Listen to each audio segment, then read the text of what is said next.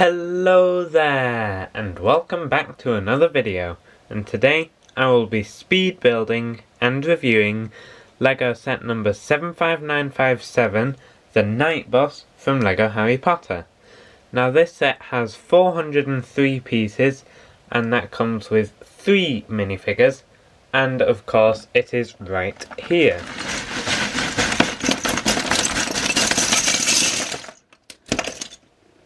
So today I'm going to build this and wrap it up into a very quick speed build.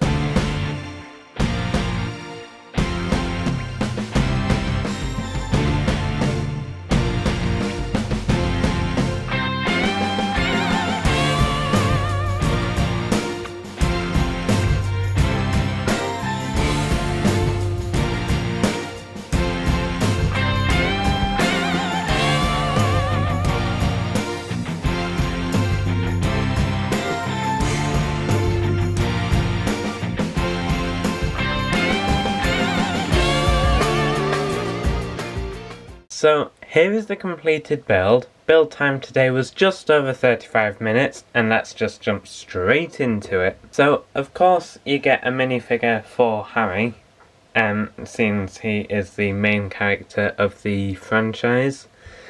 So he has these mid legs because it's based off the third film, and these are bendable, but they're shorter than the long legs and longer than the short legs, which is why they're called the mid legs.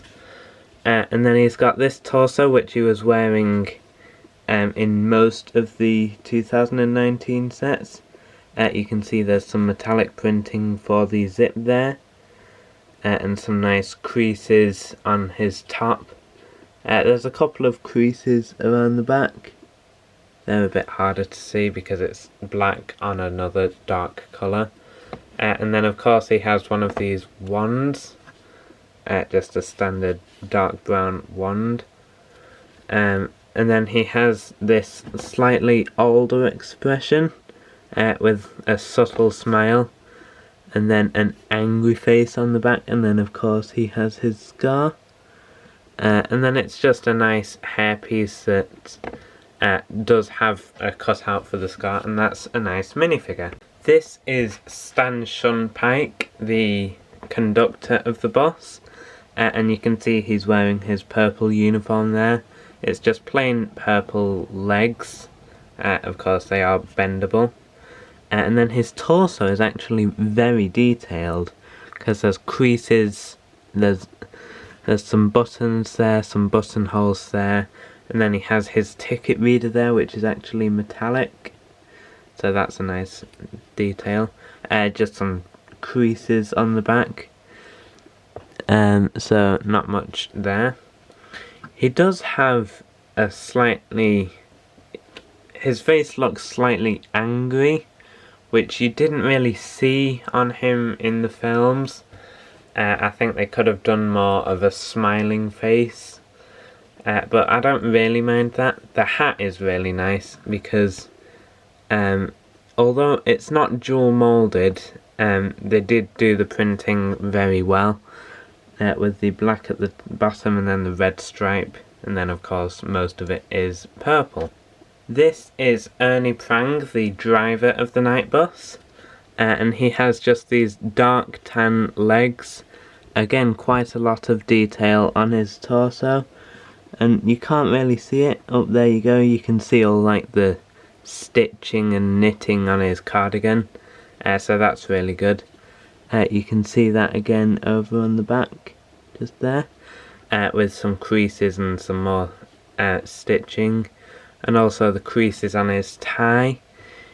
He has a really good facial expression. That's one that you saw on him in the film. So yeah, that's a great facial expression with the big round glasses. No alternate expression, which is a bit of a shame, but I love this hairpiece which shows the hair around this side but then his balding head on top. So I'm probably going to say he's my favourite minifigure in the set. And now on to the night bus. So as you can see, this is almost identical to a standard London double-decker bus, with the cutout here and the hop-on platform at the back. Of course, the two main differences are this third layer and, of course, the colour, with it being purple, not red. But yeah, it is very tall and very thin. It's only 6 studs wide, well, 8 studs wide including these. But most of it is 6 studs wide, so that does give it a really tall, thin look. Now at the back there is this hop-on platform that I was saying about, and there's enough room to fit a minifigure or stand in, but there's not much room. But you could have him, say, holding on, or of course stood actually on the bus. So yeah, you can pose the minifigures well on it. And there's also this sign up above that says all destinations, nothing underwater, and that's taken straight from the film. There's not much going on at the back. There's these 2 brake lights, and there's of course the windows on each floor, but apart from that, that's about it. There's another of these signs as well. This side is like the other side, just without the hop-on section at the back.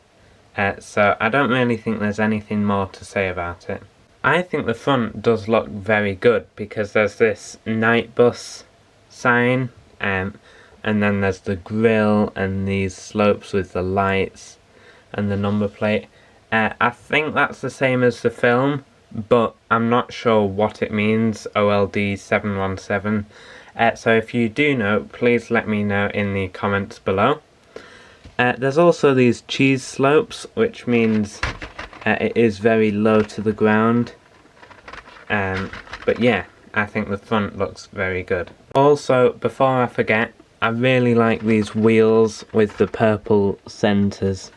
But yeah, that's just another thing I really like about the outside. And yes, I did just say that's another thing I like about the outside, because you can get inside. So at the back you can see right through to where the hop-on section is, so that does go straight through.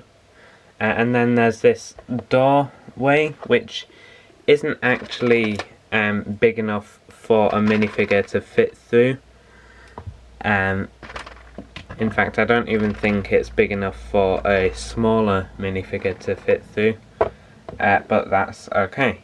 There is also a single chair just up there, so you can sit a minifigure down, and they can just sit up there. Now, as you can see, there is also a bed in there, so I'll just get that out, because this bed is actually a really cool one, and it's actually only one of 2 Lego beds that I know that does this, because you can actually fit a minifigure in the bed. Yeah, as I said, there's only 2 sets that I can think of that have a bed that you can actually fit a minifigure inside, but this one you can open it up as well, which makes it even easier to put a minifigure in. Another thing that's great about the bed is as you move it back and forth, the bed actually slides, and that's because it has these 2 tiles on the bottom which actually fit in a track, so it can't slide off to the side, but it's not attached by any studs. And as you can see, the chandelier also swings as well, and that's actually straight from the film as well, and it's a really nice chandelier build. Unfortunately, there's no easier way to get access to this bit over here, but there is a gear stick there, and there's a steering wheel just behind that seat. Although they did make the seat movable, that's on a hinge, so you can see the steering wheel there, and then you can put Ernie in. But also, there is this head, the shrunken head, and that swings to the side if you rock it. But yeah, that one doesn't swing as well as the other things do. Now, I'm sure you'll notice I haven't said anything about the top floor yet, and that's because that is actually removable. So there's not actually any way for the minifigures to get into the top floor. There's no holes at the bottom. Well, there's no stairs in the build at all. But there's no way for the minifigures to get up here. But that's okay. It's got this nice angling on the front windows as well, and the curving on the back. At the moment, it would also seem like there's no way for a human to access the interior. But they did actually make the roof removable, so you can just lift that straight off. It's not actually held by any studs, but it does still hold it quite well. It's just resting in there. And there's not much inside. There's a copy of the Daily Prophet, and there's a chest, and I'll just get that out. In the chest there's a few stuff. There's this letter, and there's this bar of chocolate, and there's this, which I'm not really sure what's in it. But yeah, he does have a few school supplies with him. All in all, I think this is a great set. It's got almost all the minifigures I think you need to play out this set. The only thing I could ask for is just a black dog piece to represent the Grim, or Sirius Black. Because they did actually include that in one of the earlier versions of the Night Bus, but they didn't include it in this one. I'm okay with that, because the minifigures they did include are really good, and you can still use them to play out the scene. The Night Bus is a fun build to play around with. I like all the swinging details and sliding details inside, because they're really similar to in the film.